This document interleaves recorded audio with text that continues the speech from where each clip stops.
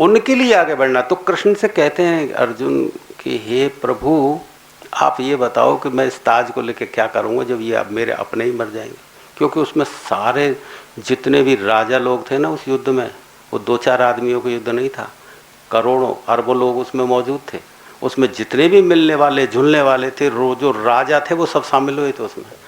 अब वो खुद सब मर जाए और खुद वो राजा भी बने तो किसके लिए बनता। तो कृष्ण से कह रहे हैं कि प्रभु, मैं ऐसे जीत भी गया मैं युद्ध, तो मैं क्या करूँगा जीत के, अपनों को मार के मैं किसको दिखाऊंगा ये अपना वैभव, अपना अहंकार दिखा किसको सकूंगा।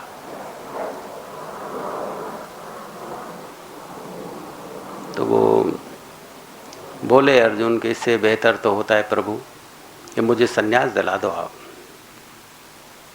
सन्यासी बनूंगा, जंगल में रहूंगा तो कम से कम भगवान का भजन तो कर लूंगा। और आप ही कहते हो ये मनुष्य योनि मिली भगवान के भजन के लिए है, इसको ही तारूंगा मैं, तो अपना कल्याण का ही काम करूंगा और कहीं बैठ जाऊंगा जाकर के।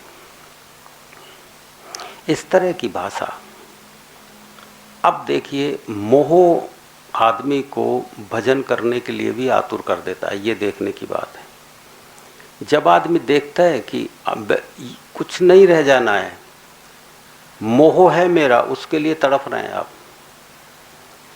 परिवार वाले बचेंगे ही नहीं, अपने लोग बचेंगे ही नहीं, इसलिए भजन करने जा रहा है कि जब बचेंगे ही नहीं अब क्या करें, चल। यदि वो बचते हुए होते तो तुरंत ही वो तो ताज पहन लेता, वो तो खड़ा हो जाता उनके सामने जाके कि सभी लोग हैं, अब मुझे भजन करने की क्या जरूरत है। अब जो वो भजन करने की उसके लग बनी है, वो क्यों बनी है, ये देखने की बात थी। वो भगवान के प्रेम में, भगवान को जानने के लिए, भगवान के लिए कोई प्रेम उमड़ गया था उसका, इसलिए भजन करना चाह रहा है। इसलिए चाह रहा है कि बेहतर है कि मैं ये मरे नहीं ये बेचारे, तो इससे बेहतर तो मैं वहीं भजन कर लूँ जाके, ये जीवित तो रह जाए। मोह देखिए, आदमी मोह जब पड़ता है तो किस ढंग से भी सोच सकता है, ये देखो। इस ढंग से भी सोच सकता है कि धर्म को भी बीच में ले आएगा, अपनी बात को पक्का। मोह बीच में आ रहा है, ये मेरे बच्चे, ये मेरे वो, ये मेरे वो, ये तो करना जरूरी है, ये तो मेरा धर्म है, ये तो मेरा धर्म है, ये तो मेरा, सारी तरह से प्रमाणित कर देगा कि ये उचित है, ये उचित है। क्या ये करना उचित नहीं है, ये करना उचित नहीं। अभी आग नहीं लगी बेटा, जिस समय आग लग जाओगी तो ये नहीं पूछेगा कि जूते कहाँ पड़े हैं, फट से भग जाओगे आग देख करके। अभी भीतर आग लगी नहीं है, इसलिए तुम तर्क ढूंढते रहते हो, ये उचित है और ये उचित है। आग लग जाए तो आग लग जाए चारों तरफ घर में, और जान बचाने की नौबत आ जाए तो पैसे को निकालोगे या तुम बच्चों को निकालोगे या स्त्री को निकालोगे, क्या निकालोगे। जब पहले अपनी जान बचाओगे, भगोगे फट से, जूते भी नहीं पहनोगे, बाहर निकल के भग जाओगे। जब नहीं नजर आएंगे तुम्हारे पोते पोती बच्चे पत्नी, जब एकदम सोचोगे यार खुद की जान बचा, क्योंकि सबसे पहले व्यक्ति अपनी जान बचाने की सोचेगा, चाहे खास अपना बच्चा ही हो उसे छोड़ देगा। यदि अंतिम अवस्था मरने की आ गई तो खुद बचेगा पहले। तो अभी अर्जुन जो बात करता था वो इस तरह की बात करता था, मोह में होकर ही ध्यान करना चाह रहा था, मोह में होकर ही ध्यान का चुनाव कर लिया था उसने। अभी तो कृष्ण इस बात को सुन करके एकदम मुस्कुरा गए, बोले कि अर्जुन तू मुझे मूर्ख नहीं बना सकता है, तू जैसा भाषा बोल रहा है ना उस भाषा को मैं अच्छी तरह समझ रहा हूँ। तू केवल मोह में होकर के ध्यान को चुन रहा है, अभी तू ध्यान के लिए ध्यान को नहीं चुन रहा, तू परमात्मा का चुनाव भी मोह में होकर के करना चाह रहा है। तू परमात्मा के लिए परमात्मा को नहीं चुन रहा। यदि तू परमात्मा के लिए परमात्मा को चुन रहा होता तो मैं तुझे युद्ध करने ही नहीं देता और सीधा ही जंगल में ले जाके भजन करवा देता, क्योंकि मैं भी जानता हूँ मनुष्य होने के लिए भगवान के भजन से ज़्यादा कुछ भी नहीं। लेकिन अब तुझे मैं कभी भी ये सलाह नहीं दूंगा कि भजन कर लेना वहाँ जाके।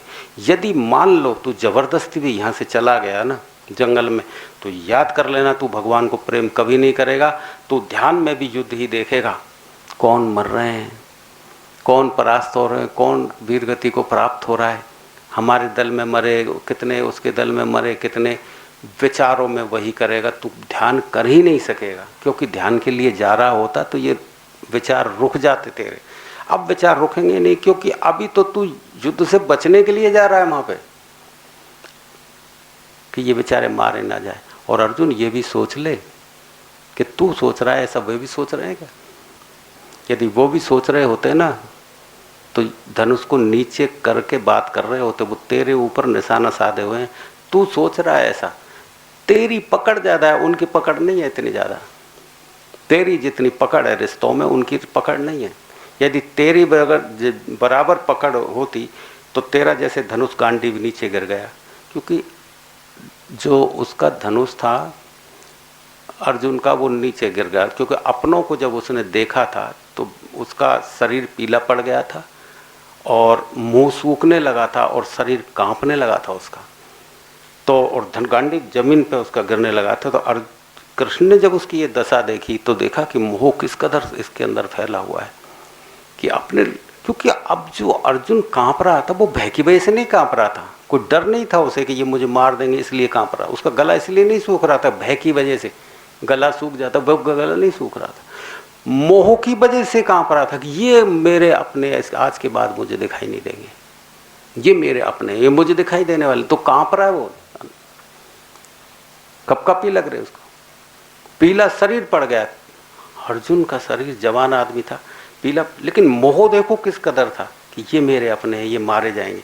शरीर पीला पड़ गया, मुंह सूख रहा है, शरीर कांप रहा है, धनुष गिर रहा है। ऐसी दशा कृष्ण ने जब देखी तो उसने सोच लिया कि मोह की पकड़ कितनी है इसके अंदर। उस दशा में वो कह रहा है कि मैं भजन कर लूँ जाके, कि मैंने देख लिया अर्जुन, तेरे मोह ने तुझको किस तरह से बना दिया, शरीर तेरा हिल रहा है, मुंह सूख रहा है, गांडीव गिर रहा है, इस दशा में तू भजन नहीं कर सकेगा। वहां यही विचार चलेंगे। तो कृष्ण कहते हैं अर्जुन से कि हे अर्जुन, तू अभी बिल्कुल साधारण आदमी की तरह है। एक राजा बन जाना और एक साधारण आदमी में कोई फर्क नहीं है, क्योंकि राजा के सिर पे ताज रख दिया जाए तो ऐसा नहीं है कि वो विकारों से दूर हो जाए, या कोई एक साधारण व्यक्ति है उसके अंदर की पकड़ और राजा के अंदर की पकड़ ये दोनों बराबर हैं। कोई आदमी धन से वैभव से बड़ा हो जाए तो उसके बड़प्पन का मतलब ये नहीं है कि उसके अंदर के विकार क्षीण हो गए हैं बड़ा होने के बाद में, या कोई छोटा है तो उसके विकार कम है। वो विकार बराबर लगे हुए हैं उसके अंदर भी और उसके अंदर भी। तो इसी बात को देख करके कहते हैं कृष्ण कि अर्जुन तू युद्ध कर, तू अपने स्वधर्म को निभा। स्वधर्म का मतलब होता है कि जो तू करता है ना, तू उस काम को कर। यदि इस काम को नहीं करेगा तो विचारों में करेगा जिस काम को। लेकिन तुझे यदि तू इस स्वधर्म को नहीं करेगा तो तुझे फिर पाप लगेगा, क्योंकि आदमी जिस कार्य को करे, यदि उस कार्य की मैं एक रूप होकर के उस कार्य को करे तो विचारों में यदि उस काम को करे तो विचार ज़्यादा घातक होते हैं। तो ये कहना चाह रहे हैं कि यदि तू युद्ध नहीं भी करेगा, विचार चलेंगे, तो विचारों में यदि तू किसी को मारेगा तो तू उससे ज़्यादा, तू समझता है कि उसमें और उसमें फ़र्क है। बात तो दोनों एक है। बात तो तैने किसी को विचारों में मारा है, तैने वैसे मार दिया, उस बोध तैने वैसे मारने में तेरे को कोई परेशानी आती होगी तो तैने विचारों में मार दिया। बात तो दोनों एक ही हो गई। तो वो स्वधर्म निभाने की कहते हैं कि तू हे अर्जुन क्षत्रिय है तो क्षत्रिय धर्म को निभा तू, क्योंकि जो काम तैने बचपन से किया है उसी काम को, क्योंकि ध्यान कोई सेपरेट चीज नहीं है। ध्यान को हम ऐसे नहीं कर सकते कि ध्यान कोई अलग चीज है, जीवन से अलग चीज है जिसको मैं अलग से करके सेपरेट साध लूं। ध्यान ऐसा भी नहीं है कि तुम ध्यान के लिए ध्यान करो तो मतलब जैसे आंख बंद करके ध्यान करो या कोई क्रिया करो तो ध्यान तो तुम्हारे प्रत्येक कृत्य में शामिल है। ध्यान तो जीवन में शामिल है, केवल सजग होने की जरूरत है। जिस घड़ी तुम सजग हो जाते हो, लेकिन ये भी ध्यान रखने की बात है कि तुम यदि किसी भी बात को बौद्धिक रूप से समझोगे, क्यों बुद्धि बल है तुम्हारे पास में, तो बुद्धि से समझ में नहीं आएगी ये चीज़ें। मैं जो चीज़ें बोलता हूँ तुम्हें और तुम बुद्धि से समझने की कोशिश करोगे, गुरुजी ने ऐसे बोला है तुम ऐसे करके दिखा दो, फिर मुझे समझ लिया तुमने, करके दिखाओ। अभी मैं कह दूं ध्यान तो तुम्हारे प्रत्येक कृत्य में शामिल है, तो ये तुम्हारे पक्ष में पड़ गई चीज़, तो जल्दी से पकड़ करोगे आप, उसी चीज़ को जल्दी से पकड़ करेंगे जो आपका लाभ हो रहा हो। चाहे आप सत्संग में आए तो इसलिए आएंगे कि कोई लाभ को देख करके, ध्यान के लिए नहीं आ रहे आप अभी, कि आपका लाभ हो रहा, किसी भी तरह से आपका लाभ हो रहा, उस तरह से आ रहे हैं। क्योंकि ध्यान के लिए प्रेम में नहीं भाग रहे आप, आपके अंदर कोई ऐसी चीज़ नहीं लगी कि प्रेम में जाके हम जाए वहाँ पे, हमारे उछल लग रही है कि भाई काम धंधा भी बिगड़ रहा हो लेकिन हमें जाना है, प्रेम उठ रहा हो, ऐसा नहीं। आप आए लाभ, और यदि सत्संग को छोड़ते भी हैं तो लाभ की वजह से छोड़ेंगे आप सत्संग को, कि आपका लाभ हो रहा होगा कोई जरूर यहाँ से न आने में, इसलिए छोड़ेंगे आप।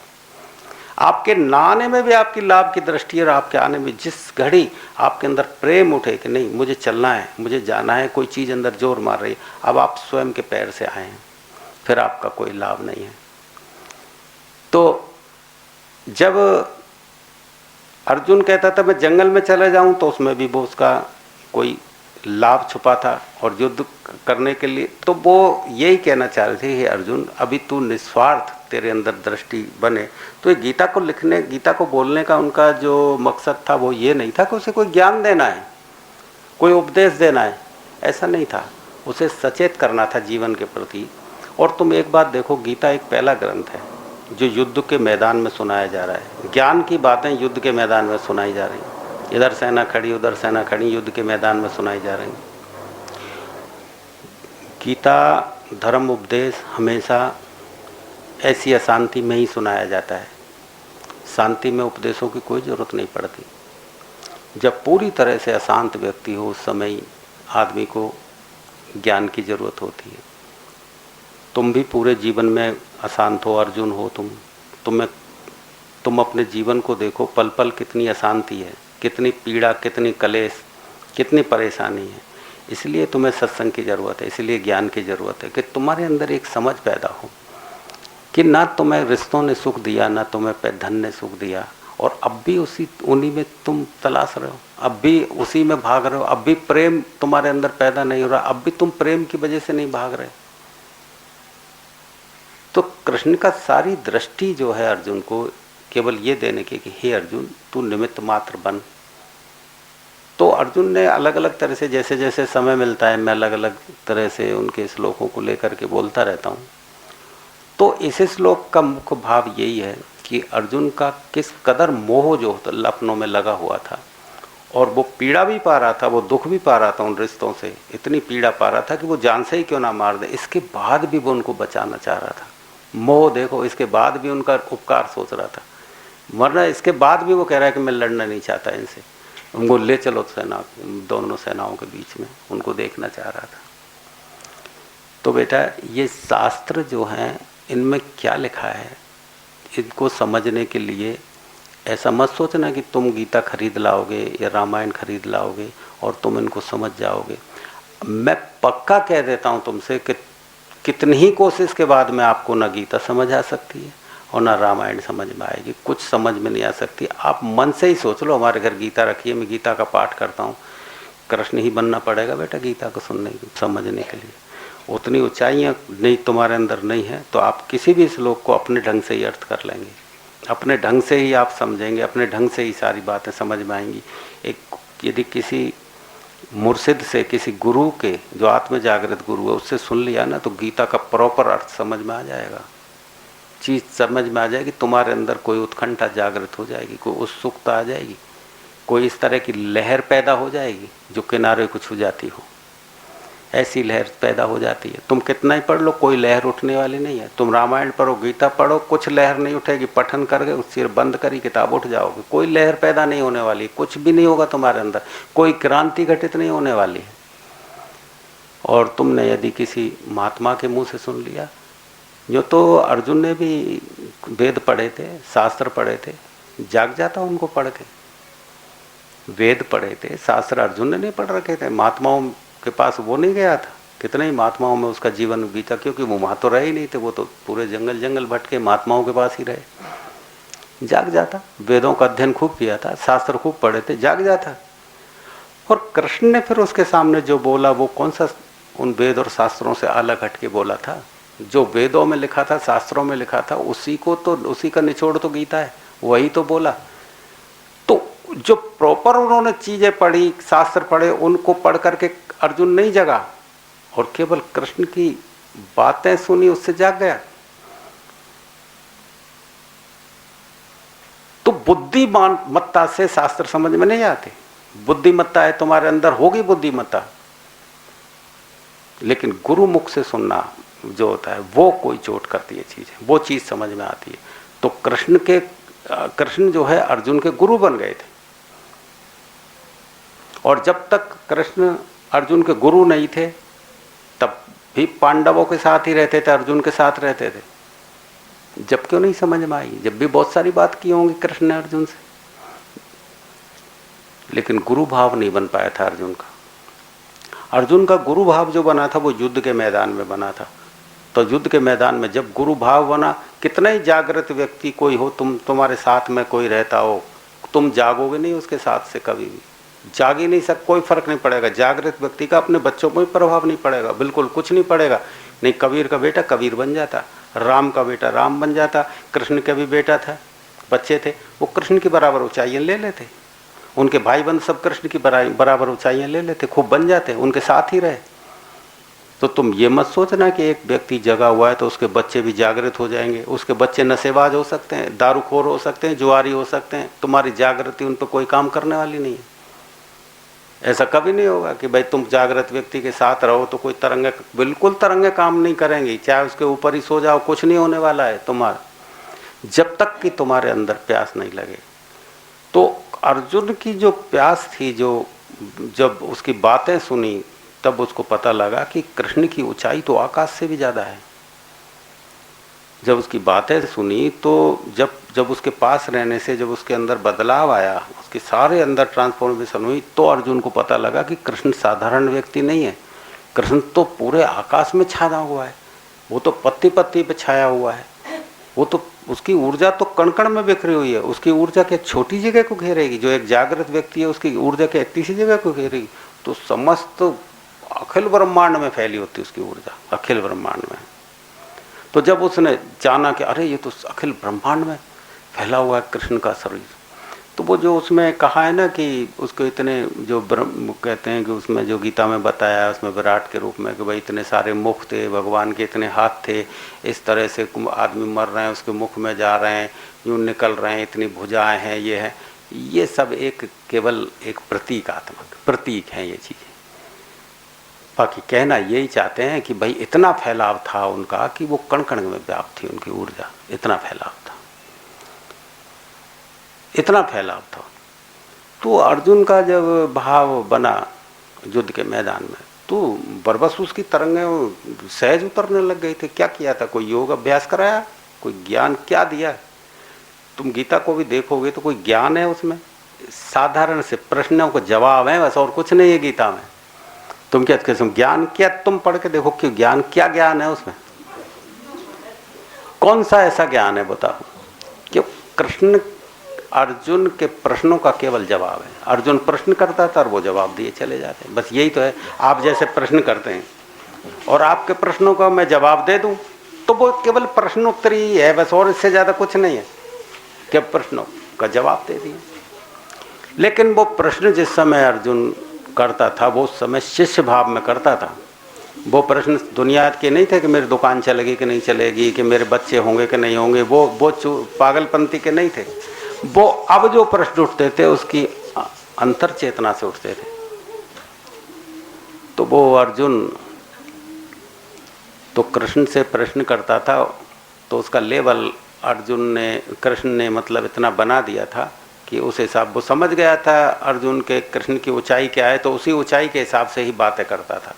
वो दुनियादारी की फालतू बकवासबाजियों की बातें नहीं करता था। वो जानते थे कि यार एक हीरे की, जौहरी की दुकान पे हीरे की बात करनी चाहिए, वो तम्बाकू की बात क्यों करेगा? फिर तम्बाकू की बातें तब तक ही करता है आदमी जब तक आदमी को ऊंचाई का पता ना हो। वो समझता है कि अब तम्बाकू की बात करो तो वो तम्बाकू वाला ही समझता है उसे, इसलिए तम्बाकू की बातें कर रहा है वो। यदि वो समझ ले कि जौहरी है, जौहरी की बातें करनी है तो कुछ बात है, तो उस समय तक करता था वो नीची बातें, जब तक कृष्ण की ऊंचाई का पता नहीं था। जब कृष्ण की ऊंचाई का पता लग गया तो युद्ध के मैदान में भी वो व्यक्ति युद्ध तक की चर्चा नहीं करता था।